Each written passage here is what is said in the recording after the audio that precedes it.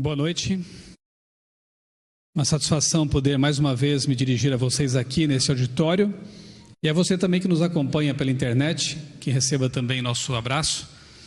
E eu estava orando agora há pouco para que as mesmas bênçãos que eu tenho certeza receberemos aqui na igreja, os nossos amigos, irmãos, queridos também receberão do outro lado de uma tela, de um computador, onde é que estejam. Ali também serão certamente alcançados pelo Espírito Santo. Nessa noite nós vamos ler, estudar o capítulo 11 do Apocalipse.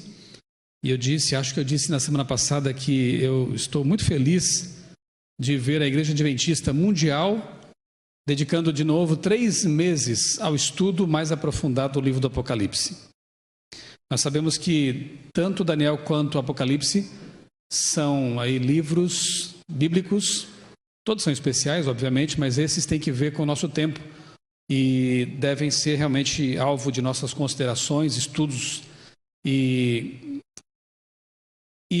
permitir também que o mesmo Espírito Santo que inspirou esses livros também mude a nossa vida, o nosso coração, não apenas seja uma coleção de curiosidades proféticas, mas que na verdade os livros proféticos nos façam aproximar do Senhor das profecias, que é Jesus. Um conhecimento meramente teórico das profecias também não tem muito sentido, porque se alguém sabe bem as profecias, esse é o anjo caído. Ele as estuda há milênios. Não tem como a gente rivalizar Satanás em conhecimento. Só que um conhecimento meramente teórico não tem muita valia, né? Talvez nos percamos sabendo muito de profecia. O que nós precisamos mesmo é um conhecimento experimental do Senhor das profecias, Jesus. Que elas nos levem a Cristo, que elas nos façam entender que o mais importante do que saber quando virá é quem virá. Eu estou pronto para receber aquele que virá? Essa é a pergunta mais importante de todas.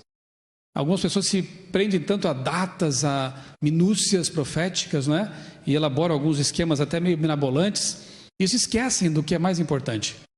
Repito, o Senhor das profecias. E é com esse tom que eu quero, nesta noite com vocês, estudar o capítulo 11 do Apocalipse, que tem me chamado a atenção de um modo muito especial nesses últimos meses, até porque as duas outras bestas, as duas bestas de Apocalipse 13, a do mar e a da terra, são bem conhecidas já, são famosas, mas quase nunca se estuda a besta de Apocalipse 11, que é a que surge do abismo, E essa besta era um tantinho mais, talvez, subreptícia, mais discreta na sua atuação, e talvez por isso seja o poder que tem mais facilmente penetrado no meio cristão, de um modo sutil. E a gente tem que estar bem atento quanto a isso, Eu quero convidá-los então a ler comigo Apocalipse 11, versos 3 a 13. Vamos ler apenas 10 versos aqui deste capítulo. Depois, tarefa de casa para você é ler todo o capítulo com atenção e com oração, tá bem? Quem é essa besta que sobe do abismo que aparece aqui nesse capítulo? Diz o profeta de Pátimos, ele escreveu isso, João: darei as minhas testemunhas, as minhas 2 testemunhas. Na verdade ele está aqui registrando palavras, do revelador. Darei as minhas 2 testemunhas que profetizem por 1260 dias, vestidas de pano de saco. São estas as 2 oliveiras. Ele faz comparações que nos ajudam a decifrar esse enigma, para saber quem são as 2 testemunhas. Elas são também 2 oliveiras e 2 candeeiros ou castiçais, lâmpadas, que se acham em pé diante do Senhor da terra. Se alguém pretende causar-lhes dano, sai fogo da sua boca e devora os inimigos. Sim, se alguém pretender causar-lhes dano, certamente deve morrer. Elas têm autoridade para fechar, elas, ainda falando das testemunhas, para fechar o céu, para que não chova durante os dias em que profetizarem. Tem autoridade também sobre as águas para convertê-las em sangue, bem como para ferir a terra com toda sorte de flagelos, tantas vezes quantas quiserem. Quando tiverem então concluído o testemunho que devem dar, a besta que surge do abismo, pelejará, lutará contra elas e as vencerá. E a praça da grande cidade, que espiritualmente ou simbolicamente se chama Sodoma e Egito, onde também o seu Senhor foi crucificado. Então, muitos dentre os povos, tribos, línguas e nações contemplam os cadáveres das duas testemunhas por 3 dias e meio e não permitem que sejam sepultados. Os que habitam sobre a terra se alegram por causa deles, dos cadáveres, da morte das testemunhas. Realizarão festas e enviarão presentes uns aos outros, porque esses 2 profetas atormentaram os que moram sobre a terra. Mas, depois dos 3 dias e meio, um espírito de vida vindo da parte de Deus nos cadáveres penetrou, e eles se ergueram sobre os pés. E aqueles que os viram sobreveio grande medo. E as 2 testemunhas ouviram grande voz vinda do céu, dizendo-lhes: subi para aqui. E subiram ao céu numa nuvem, e os seus inimigos as contemplaram. Naquela hora houve grande terremoto, e ruiu a 10ª parte da cidade. E morreram nesse terremoto 7.000 pessoas, ao passo que as outras que ficaram, sobremodo aterrorizadas, e deram glórias ao Deus do céu. Bem, eu não vou ter tempo aqui de fazer um estudo mais básico, de elementos que nós já sabemos o que significam. Por exemplo, dia, em profecia, representa ano, Besta, um poder. Depois veremos alguns detalhes aqui que são um pouquinho mais específicos do capítulo, mas, grosso modo, nós sabemos então que 1260 dias são 1260 anos, durante os quais essas 2 testemunhas tiveram que profetizar, pregar, vestidas de pano de saco, que naqueles tempos representava luto, humilhação, E aparece aqui também uma cidade misteriosa, que é comparada simbolicamente a Sodoma, que não mais existia, portanto, realmente é um símbolo, Sodoma e Egito. Por que será? Veremos isso também. 3 dias e meio essas testemunhas foram mortas, 3 anos e meio, então permaneceram no estado de morte mesmo, impossibilitadas de pregar. Mas depois desse tempo, elas são ressuscitadas pelo Espírito Santo e continuam a sua missão. Resumidamente, é isso que diz o capítulo, Então nós temos ali na tela outros 2 textos, Apocalipse 12, 6 e 14 e Daniel 7, 25, que igualmente mencionam esse período de 1260 anos, no caso de Apocalipse 12, anos em que a igreja é perseguida e tem que se esconder no deserto, é escondida no deserto. E em Daniel, falando do poder da ponta pequena, que é o mesmo poder da Apocalipse 13, lá, a besta, uma perseguição de também 1260 anos. É o mesmo período, um período de perseguição em que essas testemunhas tiveram que trabalhar, profetizar, vestidas de humilhação, de luto, com muita dificuldade. Os teólogos e historiadores localizam esse período como compreendido entre esses 2 anos ali, 538, quando o imperador Justiniano, ele assina uma lei, um edito, que permite à igreja romana perseguir e até matar aqueles a quem chamavam de hereges. Então, se você guardasse o sábado, por exemplo, naquele momento, e fosse contra os dogmas da igreja dominante, você poderia perder a vida. E esse período se estende por 1260 anos, um tempo de muita dificuldade para aqueles que queriam ser fiéis à palavra de Deus. Aliás, a própria palavra de Deus era escassa, o acesso a ela era muito limitado. Mas esse período finda em 1798, quando o Papa Pio VI é preso por Napoleão, e ali, aparentemente, a igreja recebe um golpe de uma ferida mortal, lembram? Isso, Apocalipse 13, emprestando aqui a expressão. Ela sofre um golpe que aparentemente teria sido mortal, porque o Papa é preso, ele morre no exílio, os bispos se tornam reclusos voluntariamente, a igreja parece que não mais se levantaria, a igreja de Roma. E assim, parece que seria, Parece. Bem, resumidamente é isso que diz o capítulo, então, ao se referir ao tempo, né? Agora, tem um elemento ali que nós precisamos também decifrar, né?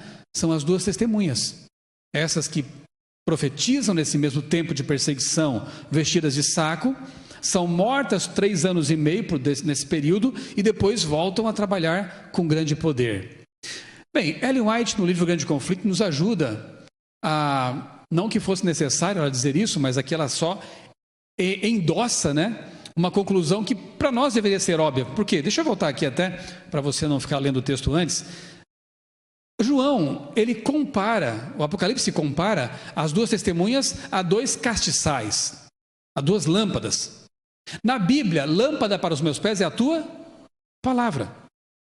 Elas também são 2 oliveiras, de onde vem ali o azeite, né? O espírito, a inspiração. Portanto, só com base nessas 2 comparações, quem seriam as 2 testemunhas? O que você acha?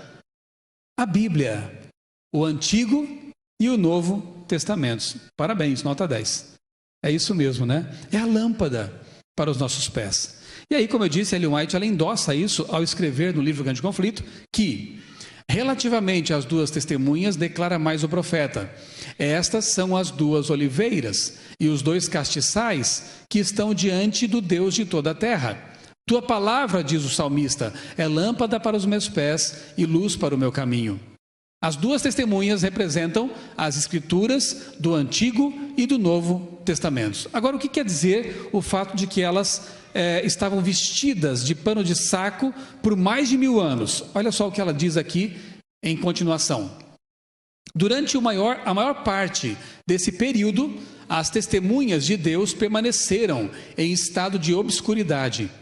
O poder papal procurava ocultar do povo a palavra da verdade e colocar diante dele testemunhas falsas para contradizerem o testemunho daquela.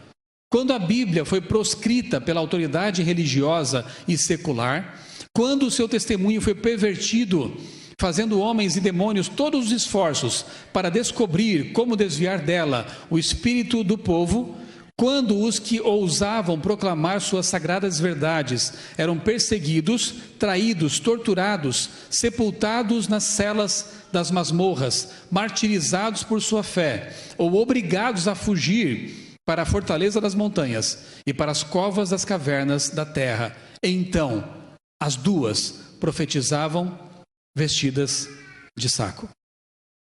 Deu para entender? Fica bem claro, né?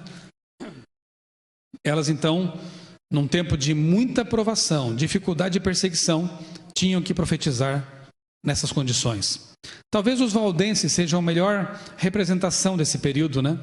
Porque eles, como povo de Deus, liam a Bíblia, copiavam trechos dela, iam aos mercados, às feiras, e quando encontravam pessoas sinceras, pessoas realmente interessadas na palavra, eles tiravam com todo cuidado debaixo da roupa esse trechinho que copiavam e davam para as pessoas. Os primeiros comportores, digamos assim, corriam risco, né, de morte com essa atitude. E, de fato, a igreja romana matou muitos deles por causa disso. Vestidos de pano de saco. Pregar não era nada fácil. Era, na verdade, sob risco. Grande risco. Bem, como a primeira besta do Apocalipse 13 estava indisponível, porque ela foi presa pela autoridade, né, por Napoleão, o Papa Pio VI foi preso. Então agora o inimigo precisava contar com outro joguete. Ele sempre usa joguetes, né? Testas de ferro, né? Poderes que ele usa para realizar seus intentos. Com uma besta do mar indisponível, agora ele passa a usar outra besta. A besta que sobe do abismo. E ele então tem na mão outro poder. Se você ler depois com calma em casa Apocalipse 11, 7 e 8, você vai perceber ali você vai ver, né, o que nós já lemos, né, que há uma comparação dessa cidade misteriosa, onde as testemunhas são mortas, com 2 outras localizações do passado: Sodoma e Egito. Sodoma fica quase óbvio, porque é uma cidade que representa licenciosidade, né? Representa perversão. Agora, o que tem a ver Egito nesse caso? Quando a gente lê Êxodo capítulo 5, verso 2 especificamente, a gente percebe por quê Egito representa essa cidade que está ligada à besta do abismo. Ali em Êxodo capítulo 5, é o momento em que Moisés ele solicita ao faraó que permita ao povo sair, ser libertado do Egito. E faraó, então, numa das mais audaciosas, ousadas manifestações de ateísmo, diz: quem é esse Deus? Eu não conheço esse Deus e não vou libertar esse povo. Então o Egito, nesse caso, é usado como símbolo de rejeição de Deus, de ateísmo mesmo, aberto, declarado, ousado. Então nós temos Sodoma e Egito, licenciosidade e negação de Deus, abertas. A pergunta é: quando foi na história que um país negou abertamente Deus e inclusive declarou isso em Assembleia Legislativa? Vocês sabem? Onde, quando, quem? A França revolucionária, exatamente ali. Quanto eu saiba, o único país que realmente declarou isso abertamente, por lei. Novamente, Ellen White, no livro Spirit of Prophecy, volume 4, ela escreveu: o mesmo Espírito mestre que incitou o massacre de São Bartolomeu, aquela noite terrível em que milhares de protestantes foram mortos, também dirigiu as cenas da Revolução Francesa. Satanás parecia triunfar. Não obstante o trabalho dos reformadores, ele tinha conseguido manter vastas multidões na ignorância a respeito de Deus e da sua palavra. Agora, ele apareceu com uma nova roupagem. Na França surgiu um poder ateu que declarou abertamente guerra contra a autoridade do céu. A fornicação foi sancionada por lei. Profanação e corrupção pareciam inundar a terra. O trabalho que o papado havia começado, o ateísmo concluiu. Um retinha do povo as verdades da Bíblia. O outro ensinou o povo a rejeitar tanto a Bíblia quanto o seu autor. Quem vai negar que por trás desses poderes estava a mesma mente? Por meio de uma besta, ele leva o povo a crer em dogmas e distorce a Bíblia. E por outro agora, por meio de outro poder, ele vai simplesmente rejeitar a Bíblia e o Deus da Bíblia. Aparentemente uma vitória tremenda, Sem dúvida.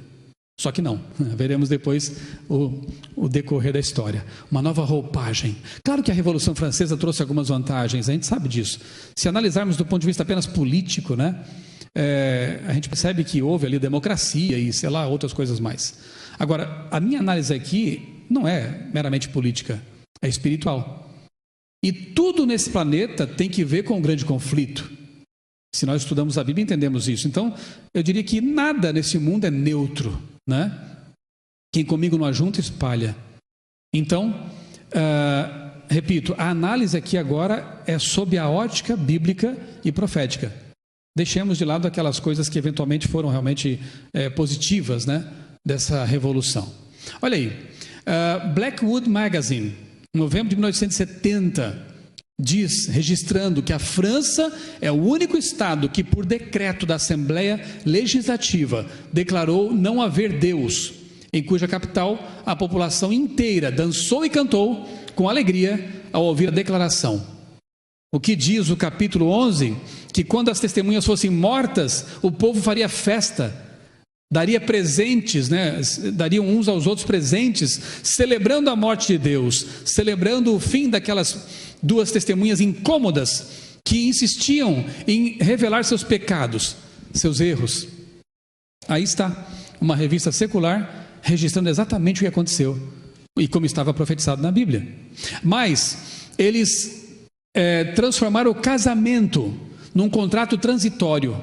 Hoje também é assim, mas naquele tempo foi um escândalo para muitos. Casa, não deu certo, você pode romper o contrato e partir para outra. Eles banalizaram o casamento. Sodoma. Eles criaram uma semana de 10 dias, porque a semana de 7 dias aponta para a Bíblia, obviamente. De onde vem a semana de 7 dias? De Gênesis. Então, para renegar realmente o cristianismo, eles criaram uma semana de 10 dias. Não durou muito, porque as pessoas começaram a ficar doentes, estressadas, e hoje a gente sabe por quê, Se você puder pesquisar um pouquinho sobre o ciclo circasseptano, você vai saber por quê. Nós somos criados para funcionar em ciclos de 7 dias. Eles não sabiam, tentaram fazer diferente e se deram mal. Tiveram que depois voltar à semana de 7 dias. Mas tudo o que puderam fazer para matar as testemunhas, os franceses revolucionários fizeram. Ano passado eu tive a oportunidade de fazer uma série de pregações na Europa.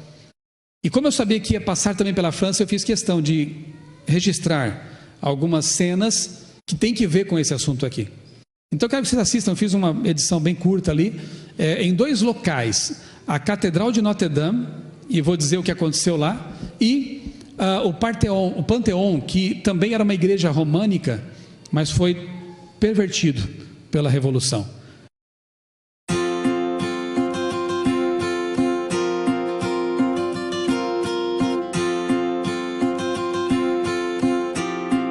A Catedral de Notre Dame começou a ser construída em 1163, em estilo gótico, aqui em Paris, ladeada pelo rio Sena, e ela fica bem na Ilha da Cidade, na chamada Ilha da Cidade, que marca o começo da história aqui da cidade de Paris.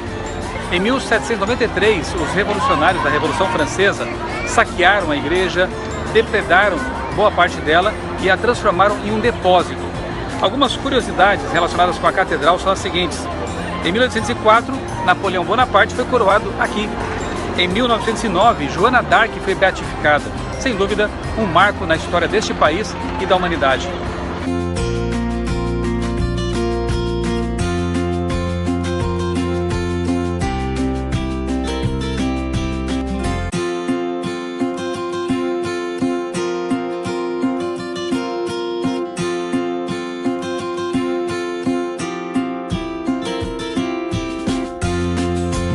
Aqui na Catedral de Notre Dame, os revolucionários da Revolução Francesa cometeram aquela que talvez tenha sido a maior atitude de blasfêmia e de desafio a Deus.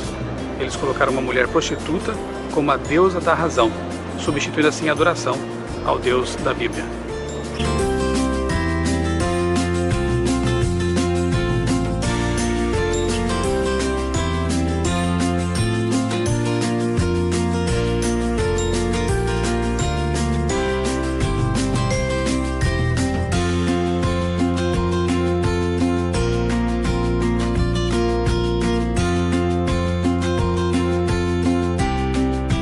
O Panteão aqui em Paris é outro local icônico que revela a maneira arrogante com que o ser humano às vezes trata as coisas de Deus. Este local foi construído para ser uma igreja em estilo românico, portanto um local em que se adorava a Deus, e após a Revolução Francesa, durante a Revolução Francesa, os revolucionários tomam conta desse local e aqui passam a glorificar o ser humano, colocam o ser humano no trono em lugar de Deus.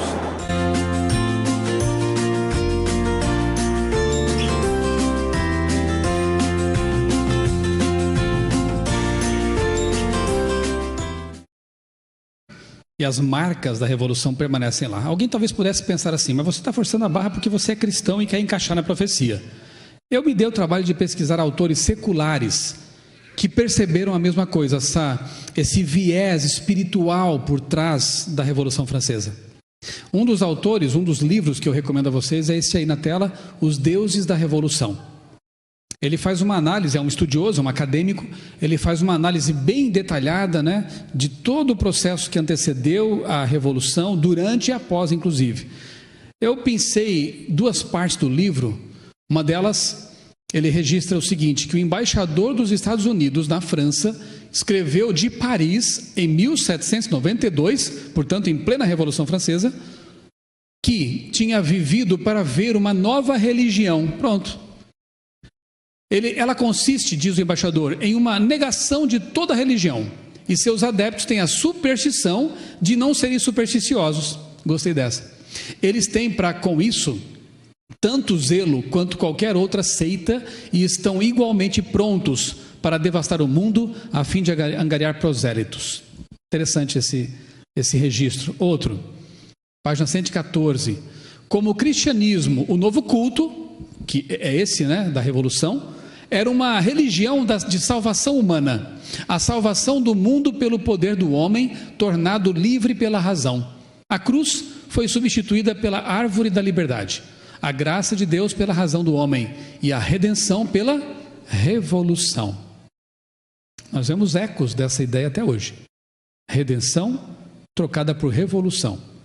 Mas eu vou daqui a pouco comentar um pouquinho mais sobre isso aí. Mas enfim, há outros livros, eu peguei apenas um, cujos autores percebem essa coisa religiosa da Revolução Francesa, de uma religião de negação do cristianismo, enfim, que matou as testemunhas na praça.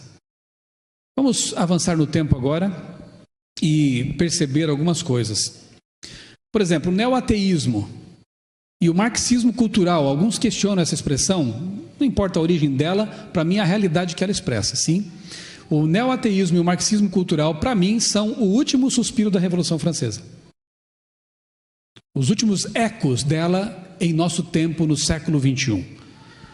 É interessante como a gente lê alguns autores no passado e não se dá conta de algumas coisas que estão ali presentes. Talvez não era o momento, talvez a gente não estava preparado para isso, né?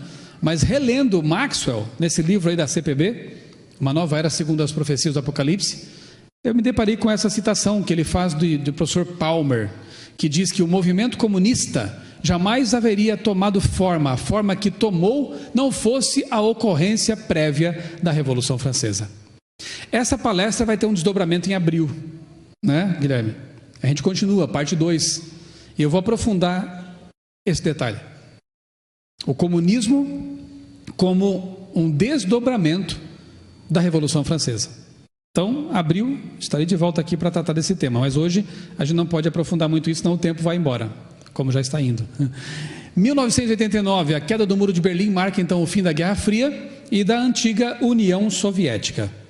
Comunismo aplicado como sistema político parece que foi a bancarrota, não é? E aí, hoje também a gente está vendo, está assistindo isso na nossa própria América aqui do Sul, né? Outro sistema aí embalado por essa ideologia, não deu certo também. Na prática parece a coisa diferente, né? Mas enfim, alguém muito sagaz que percebeu que pela força e pelas armas não daria para levar avante essa revolução, foi esse italiano chamado Antonio Gramsci. Gramsci, um jornalista, filósofo, lamentavelmente foi preso e ficou bastante tempo na cadeia. Por que eu digo lamentavelmente? Porque ele escreveu muito enquanto esteve preso, e ali ele delineou as ideias do que hoje alguns chamam de marxismo cultural. Se ele tivesse ficado solto e tivesse que trabalhar, talvez não tivesse escrito tanta coisa, e o mundo hoje seria talvez um pouquinho diferente. Mas enfim, ele prega a seguinte ideia: não é pelas armas, não é pelas forças, pela força, né? Nós temos que promover uma revolução cultural. Nós temos que cooptar os intelectuais, a mídia e a escola, e assim nós formaremos uma geração revolucionária. Ideias são perigosas, às vezes mais do que armas, né? E assim as coisas foram, né? Então nós temos hoje alguns reflexos bem claros, como a ideologia sem gênero. Eu gosto de dizer assim, porque na verdade é o que pregam, né? Ideologia sem gênero. A ideia de que meu corpo, portanto minhas regras, o abortismo indiscriminado, né? Esse é o problema. São ecos dessa ideologia que eu digo nefasta. E quanto ao neoateísmo? Esses 4 senhores aí são chamados de os 4 cavaleiros do neoateísmo: Richard Dawkins, Sam Harris, Daniel Dennett e Christopher Hitchens. Hitchens já morreu. Eu diria que isso aí é o último suspiro ateísta e o declínio da besta do abismo. Note que o inimigo estava usando essa besta porque a outra estava indisponível. Mas quando ela volta, ela é a preferida, obviamente. Ela é religiosa, ela tem muito mais poder. Esses 4 tentaram fazer o que puderam, não deu certo. Outro livro que eu tinha na minha estante e que eu não tinha atentado na época em que eu li para alguns detalhes, eu reli e percebi algumas coisas interessantes. É um livro católico da Loyola. O autor é um filósofo católico, Denis Lecomte, e o prefácio é assinado por um bispo católico. Interessante, hein? Naquela época, eu creio que anos 80, 90, ele já tinha se dado conta de um detalhe interessante. Vejam, diz o bispo que os pensadores ateus do mundo moderno, principalmente no século XVIII, denunciam apaixonadamente as mentiras e as ilusões que atribuem à influência do cristianismo. Querem a todo custo libertar as mentes da influência esmagante aos olhos deles, de uma religião opressiva e manipulada pelos exploradores que são os padres. O título do livro: Do ateísmo ao retorno da religião. E aqui ele diz mais: o refluxo das formas mais duras ou mais ideológicas do ateísmo deixa lugar ao ressurgimento do sentimento religioso. Não é necessariamente Deus que está de volta, mas o sentido humano do sagrado ou do divino, o desejo sepultado de certa transcendência que vem à tona assumindo formas estranhas. Muito interessante isso. Porque o que ele está dizendo é o seguinte: olha, a religião está de volta.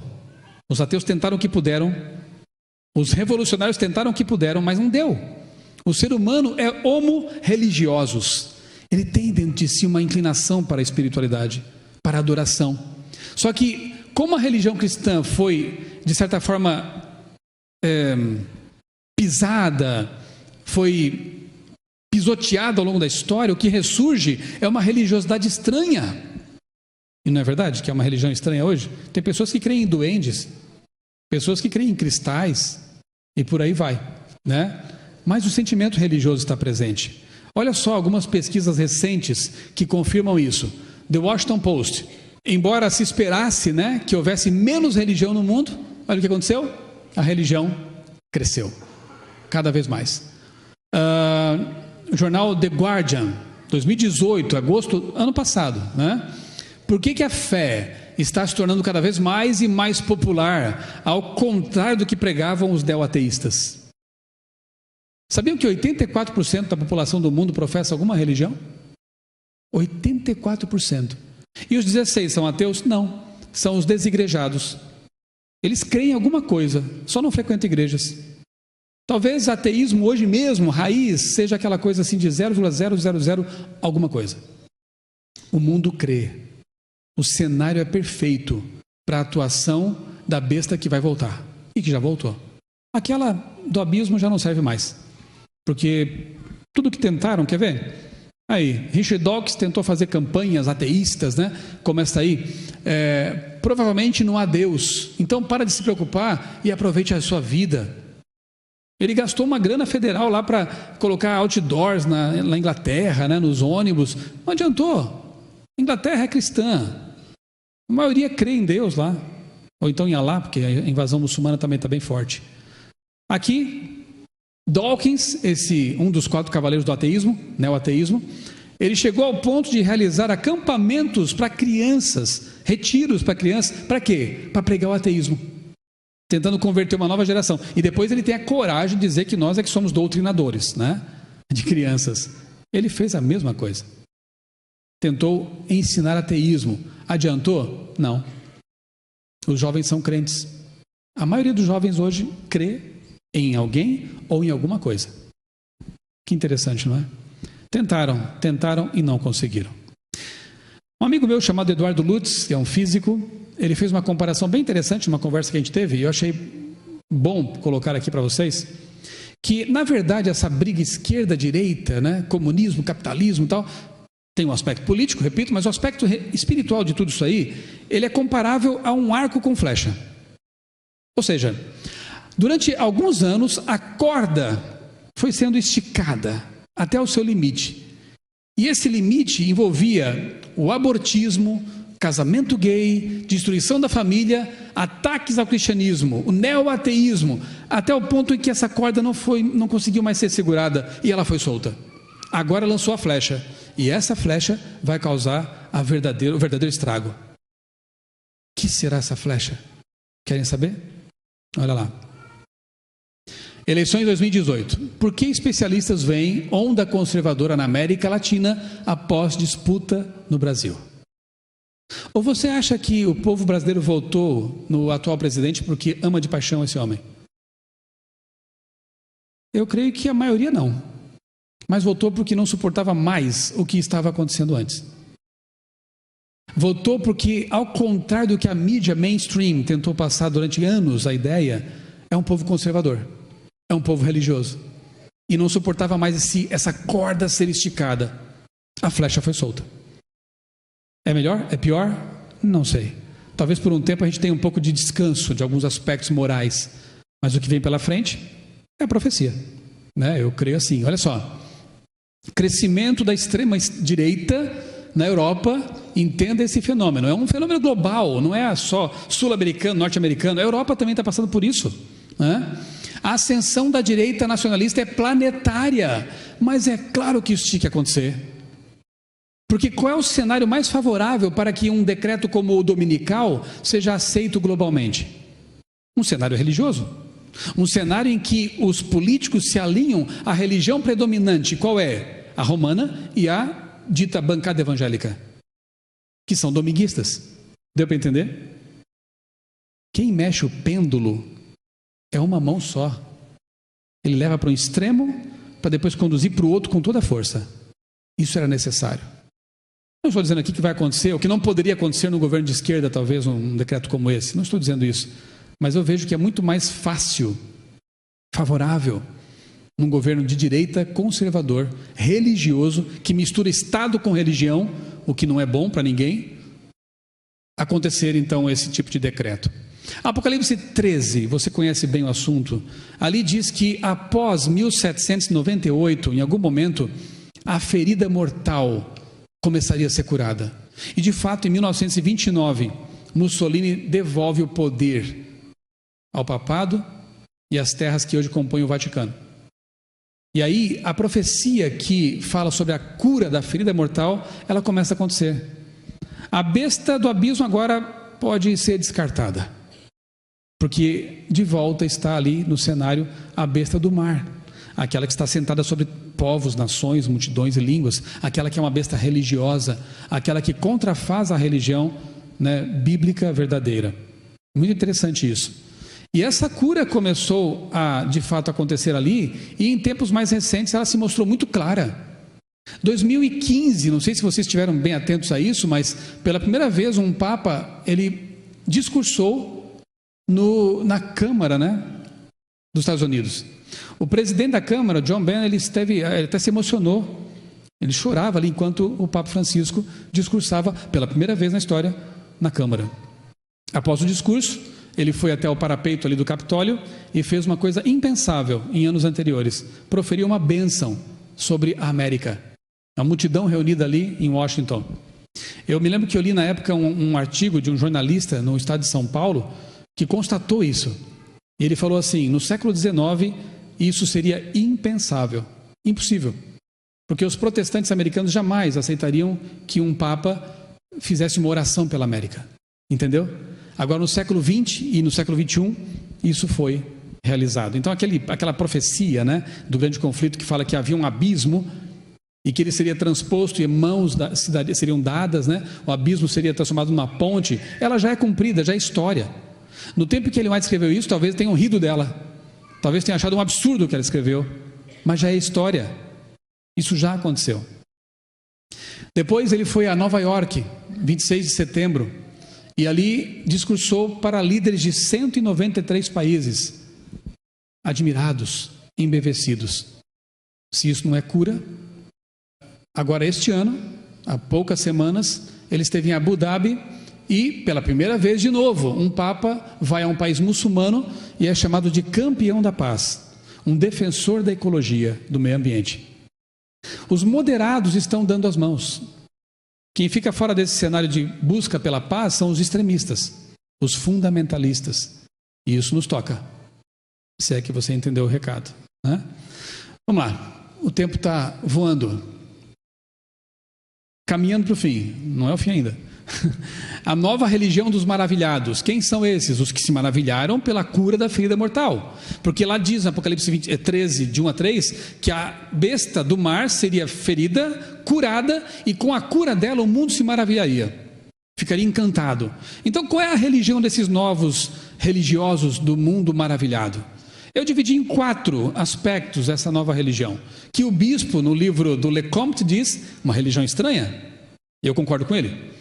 É uma religião que envolve de novo agora a união do Estado com a igreja, uma coisa que foi tão duramente conquistada, a separação igreja-estado, que é bom, mas agora está se aproximando de novo. Uma religião que tem que ver com ecumenismo, que é um ecumenismo ecológico, global. Uma religião ufológica. Agora você está viajando aí, Michel. Não, calma, eu já vou mostrar para vocês. E uma religião cientificista, ou seja, é aquela ideia de que a ciência respalda tudo. A ciência, os sacerdotes de jaleco branco são os que dão a última palavra. E eles confirmam as coisas, não é? Vamos lá. Estado e igreja. Só uma notícia para a gente ver que a coisa realmente caminha nessa direção. Trump promete derrubar barreira entre a igreja e o Estado. Eu disse só uma, mas tem mais de uma, quer ver? 2. O Escolhido, um filme que estão produzindo aí, retrata o Trump, a eleição dele, como um ato de Deus. Olha aí. Olha que coisa. Foi um ato de Deus. Ele é o Messias, é o escolhido. A porta-voz do governo, Sarah Sanders, disse recentemente que Deus queria que Donald Trump se tornasse um presidente. Pronto, a barreira Estado e igreja foi quebrada. Agora ele é tido como um Messias, uma figura religiosa, não é? E isso tem seus perigos, naturalmente. Papa Francisco, ele está clamando por um sistema global de governo mundial para enfrentar a mudança climática. Isso também é bem interessante. Então, como os governos nacionais não estão dando conta do recado, a proposta do Papa, que tem encontrado bastante apoio, precisamos de uma governança mundial. Mas quem vai governar? Quem seria essa figura que tem respaldo, que tem respeito e poder? Penso que você quiser, né? Ele até tem uma proposta, Laudato Si, na sua carta apostólica, tem uma sessão inteira sobre o domingo. E ele diz que o domingo poderia ser uma proposta para salvar a terra. E aí ateus concordam com isso, evangélicos, budistas, porque a coisa é boa. Quem não concorda que a terra precisa descansar um dia e as famílias precisam ser restauradas por ter um dia para estar juntos? Todo mundo concorda com isso. O problema é o dia. E quem ousar falar contra isso é persona não grata, né? É gente que não quer a paz, a união, vai ser mal interpretado. Então, aguardemos, né, o desenrolar de tudo isso. Cientificismo, a ideia de que a ciência seria o aferidor final, aquele que endossa as coisas, não é? Olha que curioso, revista super interessante, que vive detonando criacionistas e cristãos, mas quando fala de espiritismo, é sempre em tons positivos. Ciência espírita. Uma investigação científica sobre o fenômeno Chico Xavier. Mas quando é Bíblia, esqueça. É em tons de deboche, né?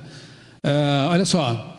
Eles são cientistas, eles acreditam em espíritos e reencarnação. Agora estão usando o laboratório para provar que tudo isso não é apenas questão de fé. Querem provar que reencarnação é fato. Que espiritismo é ciência. Sacerdotes de jaleco branco. Uma notícia no Globo aí, no G1, né? 2 brasileiras são parte de estudos sobre reencarnação. Ok, mas em que editoria foi publicado isso? Ciência. Reencarnação agora é ciência. Eu apresento um caminhão de evidências, por exemplo, do dilúvio bíblico. Não aceitam. Não tem evidência alguma empírica de que alguém reencarne, mas a mídia aceita isso como ciência. Que mundo confuso é esse em que vivemos, gente? É um mundo orquestrado. Ministério da Saúde inclui 10 novas práticas integrativas no SUS, quer dizer, endossado pelo Sistema Único de Saúde. Que práticas são essas? Olha que interessante. Aromaterapia, bioenergética, constelação familiar, cromoterapia, geoterapia ou hipnoterapia, hipnose, imposição de mãos, ozonioterapia e terapia de florais. Todas essas terapias com um pezinho lá no espiritualismo. Eu sei que isso é polêmico, mas eu não posso deixar de falar. Iridologia, homeopatia. Eu sou editor da revista Vida e Saúde e procuro me pautar pelos 8 remédios naturais e pela ciência reconhecida. Pesquisa real. Essas coisas não têm comprovação empírica, quer dizer, tem talvez resultados clínicos, mas qual é a causa? Não sabemos. Mas funciona? Então dá. Pois é, passe também funciona às vezes, né? Imposição de mãos, como está ali, também funciona às vezes. Pode ser placebo, pode ser outra coisa por trás. Agora, endosso da ciência. Aí está batizado, aceito, né? E por fim, ufologismo. Eu sei, essa palavra não existe, eu inventei. Existe ufologia. Mas como eu considero uma filosofia também, eu coloquei um ismo, ufologismo. E é aqui que os órfãos do ateísmo serão enganados. Carl Sagan e Stephen Hawking foram dois grandes cientistas que acreditavam piamente que um dia faríamos contato com extraterrestres. Eles, inclusive, investiram dinheiro nisso. Carl Sagan, ele escreveu um livro que virou filme, Contato, que conta quando será esse contato, o primeiro contato humano com raças alienígenas. E o Stephen Hawking, ele financiava um programa que tinha como objetivo buscar vida extraterrestre. Cientistas ateus, mas que criam nisso. Por que eles criam nisso? Porque todo ser humano tem lá dentro um vazio, um senso de transcendência. Se ele rejeita Deus, ele precisa se voltar para alguma coisa. Ele precisa esperar que a solução venha de algum lugar. E esses aí colocaram nos extraterrestres sua esperança, de que algo viria. Bem, não são só eles. Revista Galileu. A sua religião está pronta para lidar com alienígenas? Olha a pergunta. Não é nem estaria. Está pronta? Porque um dia vai acontecer. Eles também creem nisso. Esse senhor aí na tela é um padre jesuíta, astrônomo do Vaticano, ex-diretor do Observatório do Vaticano, que é um observatório reconhecido, astronômico. Ele falava o seguinte: estamos buscando o irmão extraterrestre. Repito, Observatório Astronômico do Vaticano. O ex-diretor dizendo que um dos objetivos era em buscar o irmão extraterrestre. E o atual diretor, que é o Guy Consolmagno, autor daquele livro lá, Você Batizaria um Extraterrestre? Chegou a dizer, numa entrevista, que se um ET viesse a ele pedindo batismo, ele batizaria. Mas o mais complicado são algumas falas deles que dizem mais ou menos assim: na verdade, nós cremos que eles virão trazer novas revelações e que talvez até contrariem o Evangelho. Bom, aí eu já pensei em Gálatas 1, né? Quando Paulo diz que mesmo que um anjo do céu venha, venha e traga revelações que estão em desacordo com a Bíblia, seja o quê? Anátema, seja maldito. A Bíblia é o aferidor, é a nossa regra. Mas o que estão dizendo? Estamos buscando os irmãos de fora e talvez venham nos ensinar verdades interessantes. Quando isso acontecer, quem vai negar os sentidos? Eu estou vendo, eu estou ouvindo. Quem vai insistir em dizer, mesmo que eu veja, a palavra de Deus é a minha régua, é por ela que me pauto? Vai ser um engano bem difícil, né, de suportar para quem não está firmado na palavra. Professor de Harvard reafirma: uma nave extraterrestre já passou perto da Terra. Então cientista do Vaticano, cientista de Harvard, cientistas ateus, todo mundo tem a mesma opinião. ETs passaram por aqui e voltarão para nos fazer contato com a gente. Essa é a ideia. A revista UFO, né, falando agora sobre espiritismo, quer dizer, é uma convergência total. Você percebe? Agora os ufólogos, não estou falando mais de astrônomos, ufólogos, já estão falando de que os ETs estão interessados em nossa alma imortal agora, não é mais em abduzir o corpo. Eles querem a nossa alma imortal. Quer dizer, espiritismo dando as mãos à ufologia, né? Eu quero mostrar para vocês, antes de mostrar para vocês, lembra do Murnau? O irmão Roger Murnau? Nos anos 80 ele já falava disso. Leia esse livro da CPB, Viagem ao Sobrenatural, é revelador. Ele fala sobre as artimanhas de Satanás que tem que ver com a ufologia, tá? Mas o que eu quero mostrar para vocês agora é um pequeno vídeo. Eu editei, seriam 20 minutos, né, no Jô Soares, mas eu editei para 3 minutos. Eu peguei aqueles pontos mais importantes. Esse senhor aí, espera só um pouquinho, ele se chama, o nome espiritual dele é Jean Val Elam. Ele não queria ir ao Jô Soares. Ele sequer queria escrever sobre isso. Mas os espíritos de outros mundos, note, o escolheram para ser o seu profeta. E ele tem tido visões e sonhos. Ele escreveu vários livros. E um deles caiu nas mãos do Jô Soares. O Jô Soares leu e ficou espantado. É bem escrito, é coerente. E chamou esse senhor para dar entrevista. E me parece uma pessoa sincera. E uma pessoa inteligente, inclusive. O Jô Soares não entendeu essa junção entre espiritismo, Bíblia e ETs, porque ele não tem o background que você tem. Ele não tem essa visão espiritual bíblica que você tem. Eu tenho certeza que ao você assistir esse vídeo, você vai fazer uma série de correlações aí na sua mente. Assista agora com a sua mente bíblica e se espante com o que você verá. Da Zian Editora, Jean Val Elam. Quer dizer, por que de repente tem essa mistura de espiritismo com extraterrestre e com reencarnação? Isso não fica uma coisa meio confusa? A princípio, sim. E essa foi uma das minhas preocupações, pois que, na medida em que eu não queria me envolver com nada disso, e na hora em que fui sendo envolvido, de repente, os verdadeiros autores intelectuais das ideias que toscamente tento colocar no papel, se apresentavam como espíritos, os fregueses lá do cemitério do Popó, mas deixavam claro que tinham outros ali que não eram espíritos de pessoas que haviam morrido aqui, e sim espíritos que estavam também encarnados em outros orbes e já com um certo adiantamento tecnológico, se deslocavam até a Terra e se desdobravam, se misturando com os amigos espirituais, na tentativa de ajudar a raça humana em seguir adiante. Esses seres informam que nós que estamos aqui na Terra, aí entra também a questão da reencarnação que você falou, reencarnando ciclicamente há muito tempo atrás. Os nossos espíritos adoeceram, perderam a simplicidade da alma e com isso nós perdemos a habilidade de sentir ternura uns pelos outros. Nos tornamos seres complicados e estamos aqui isolados da convivência com as demais civilizações cósmicas, só que já é chegado o momento da reintegração cósmica do nosso mundo. Mas fato é que esse tal momento da reintegração cósmica seria marcado pelo primeiro contato oficial com esses seres. E meu desespero é porque... Mas não teve esse contato ainda. Mas vai ter a qualquer momento. Quando? Esse é meu desespero, porque se eu estivesse escrevendo para dizer, olha, isso vai acontecer sabe-se lá quando, tudo bem. A volta de Cristo. Sim, como príncipe da paz, pois que já que estamos isolados dessa convivência com civilizações de fora... Quer dizer, nisso tudo entra a volta do Cristo, quer dizer, não é o primeiro contato não é uma espaçonave que vai chegar. Sim. Cristo Só há viria... uma forma de vir lá de fora, ou voando feito um super-homem por sobre as nuvens, ou voando em alguma coisa. Não é que ele necessite disso, dizem eles. Não, poderia ser de novo, podia ser também através de uma concepção, não poderia? Mas segundo o próprio Jesus, quando aqui esteve, ele disse que retornaria na sua forma natural de autoridade celeste, cercado por todas as suas hostes angelicais, para presidir esse momento de reintegração.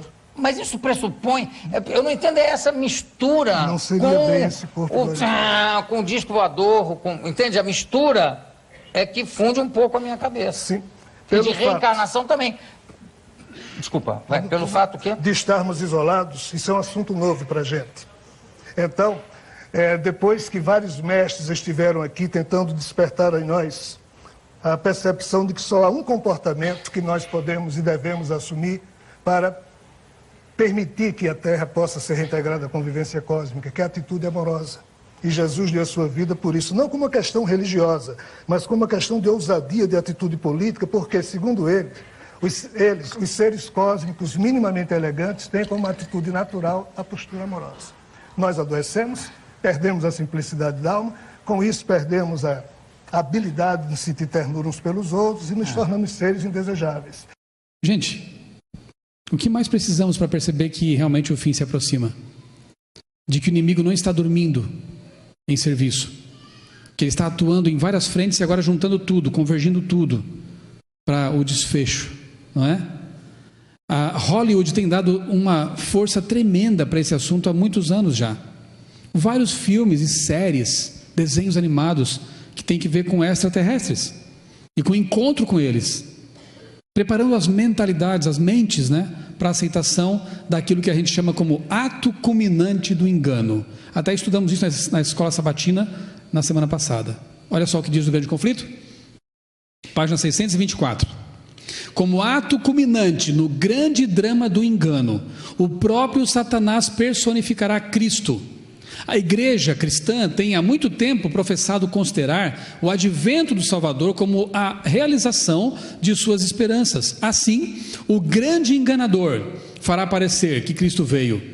Em várias partes da terra, Satanás se manifestará entre os homens como um ser majestoso, com brilho deslumbrante, assemelhando-se à descrição do Filho de Deus dada por João no Apocalipse. A gente já sabia disso.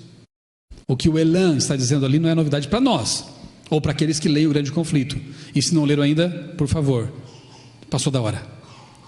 O ato culminante vai ser aparecer como um ET, como o novo Buda, como Maitreya, como a reencarnação de algum líder. Enfim, ele vai aparecer como a pessoa espera, o falso Cristo. Nesse momento, você estará bem firmado na palavra, pergunto de novo, a ponto de renegar seus sentidos e dizer: não é Jesus.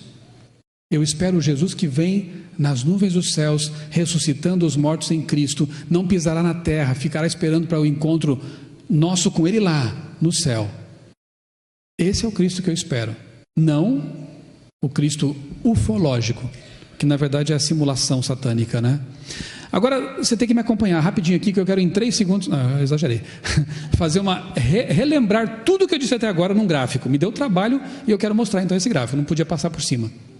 Depois você pode ir ao meu Preze, tem o link no meu blog outraleitura.com.br, Preze, você pode clicar lá e pode baixar essa apresentação para você depois estudar com mais calma e rever alguns pontos, tá?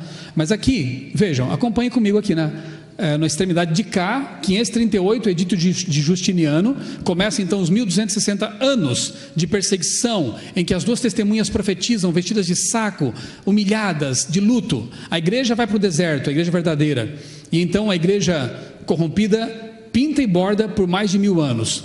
1789, durante esse tempo ainda, a 93, Revolução Francesa. As datas que estão em preto são proféticas, estão no Apocalipse. As datas que estão em marrom, elas não são necessariamente proféticas, mas marcam períodos que são interessantes. Em 93, as testemunhas são mortas. Começa o tempo do terror.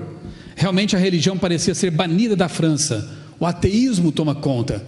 Em 1798, data profética, a ferida mortal contra Pio VI. A igreja parecia sucumbir, a igreja romana. E aí o ateísmo desponta com força. A besta do abismo entra em cena, porque a besta do mar estava saindo e atua por um tempo. Nesse período histórico, Deus suscita um movimento, a princípio fraco, pequeno, com pessoas ali humildes, advindas de outras religiões, o movimento adventista, para fazer frente a toda essa mentira que dominou o mundo, para pregar as 3 mensagens angélicas, para pregar o criacionismo, o fato de que o ser humano está dormindo no pó da terra, aguardando a ressurreição por ocasião da volta de Jesus. Nasce também o esboço de Origem das Espécies, em 1844, de Charles Darwin.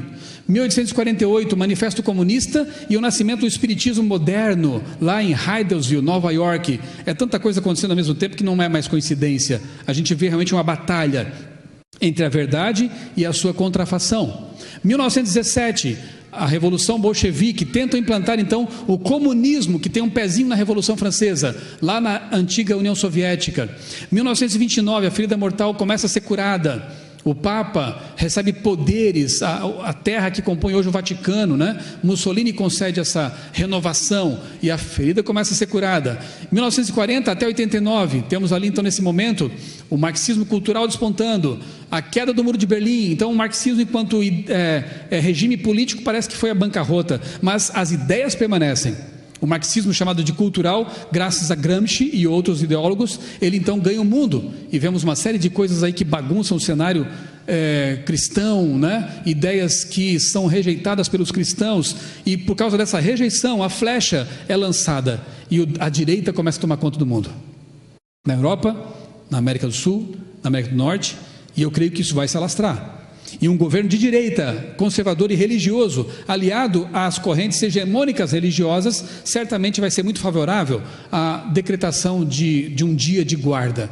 Hoje, então, estamos vivendo um momento em que uma religião estranha está dominando o mundo, uma aproximação entre o Estado e a Igreja, como já havia sido profetizado, um ecumenismo ecológico mundial, o ufologismo e o cientificismo, tudo isso preparando um cenário bem interessante para o ato culminante. É só o que falta. Cristo volta quando? Não sei. Estarei vivo para vê-lo? Também não sei. E nem me interessa. O que me interessa é que tudo indica que brevemente eu verei meu Salvador. O que brevemente veremos a realização do nosso sonho.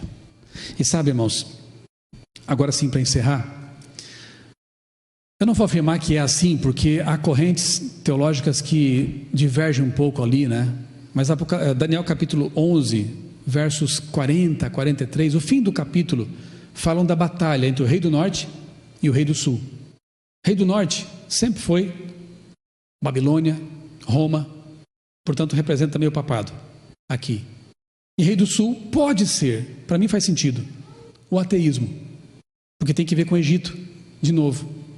O Egito, ou o ateísmo, nessa interpretação, tenta destruir a religião, não consegue. Ele é destruído. E o Rei do Norte toma conta do cenário. Ferida mortal curada. Aí vem o capítulo 12, que para mim é maravilhoso, e diz: nesse tempo de hegemonia religiosa falsa, nesse tempo em que o ato culminante vai acontecer, em que a mentira, o engano estarão tomando conta do planeta, se levantará Miguel, o grande príncipe, o defensor dos filhos do teu povo. Quem vai nos defender? Jesus em pessoa. Miguel, aquele que é como Deus. E Apocalipse 1:7 diz: eis que vem com as nuvens dos céus, e todo olho o verá. Em breve, essa pintura não mais será uma pintura. Em breve, muitos aqui, assim eu espero, contemplarão a realidade, essa cena real, o nosso Salvador rodeado por seus anjos, vindo nos buscar. Enquanto isso não acontece, aproveite o tempo de graça que você ainda tem para se firmar na palavra, para estudar a Bíblia Sagrada, os testemunhos que Deus nos deixou, intensificar a sua comunhão com Deus, para que você seja um instrumento para advertir pessoas sinceras que estão no engano nesse momento, pessoas que não fazem ideia alguma dessas coisas que nós conhecemos e precisam ter a chance que eu tive e que você também teve de conhecer para tomar a sua decisão consciente. Eu espero que depois disso você saia dessa igreja com vontade de gritar para as pessoas que Jesus breve virá. Deus nos conceda o poder do Espírito Santo para proclamarmos essa verdade com toda a força. Vamos orar em pé?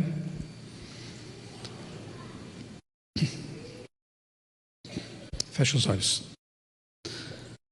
Santo e bondoso Deus, nós te somos muito gratos porque na tua infinita bondade, por meio das profecias, nos antecipaste os principais eventos que estão ocorrendo e ainda devem acontecer. Obrigado porque ela é lâmpada para os nossos pés e não precisamos tatear no escuro.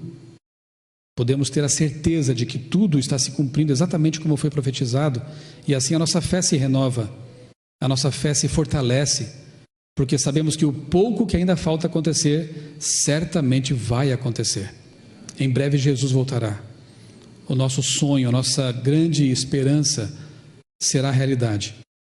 Enquanto isso não acontece, Senhor, e enquanto a porta da graça ainda está aberta, que possamos aproveitar todos os recursos, o nosso tempo, nossos talentos, para proclamar a verdade da volta de Cristo, e assim oferecer às pessoas a chance que nós também tivemos de tomar uma decisão consciente ao lado de Jesus. Dá-nos, ó Deus, a tua paz. Abençoa também nossos amigos que acompanharam essa mensagem pela internet. Que eles também sejam, como já pedimos ao princípio, alvo de tuas misericórdias e tuas bênçãos. Pois nós te pedimos agradecidos em nome do Senhor Jesus. Amém.